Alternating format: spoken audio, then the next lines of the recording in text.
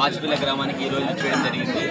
ఈ సందర్భంగా ఆలగడ్డ మండల కరీంనగర్ గారు అయిన శ్రీ హరికుమార్ రెడ్డి గారు వారి కుటుంబ సమేతంగా వచ్చి సంవత్సరం కూడా ఇలాగే దేవుడు వచ్చి గ్రామంలో పండగ వాతావరణంగా జరుపుకోవడం ఆనవాయితీగా వస్తుంది. కాబట్టి స్వామివారు భక్తుల చెంతకే వస్తారు కావున స్వామివారి ఆశీస్సులు అందరికీ ఉండాలని కోరుకుంటున్నాం. అంతే కదా.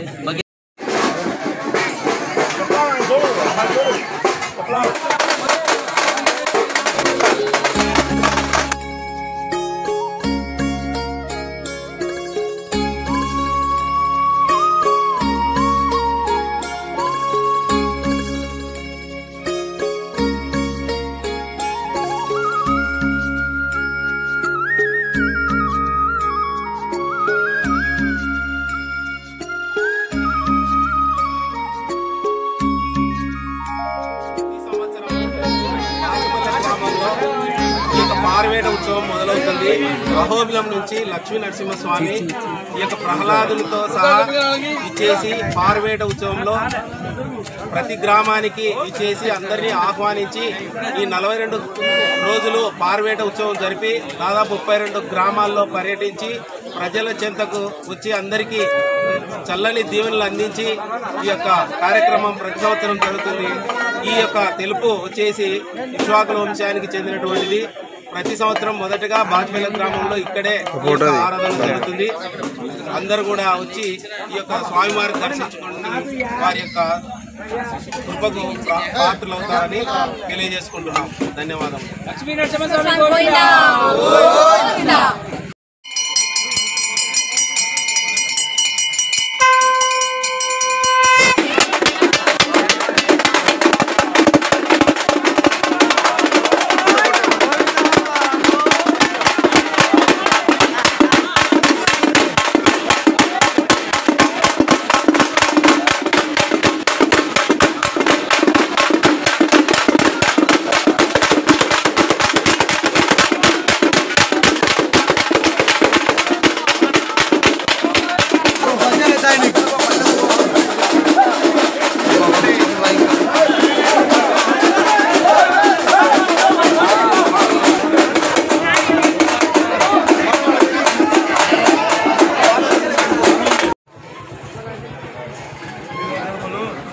तलारे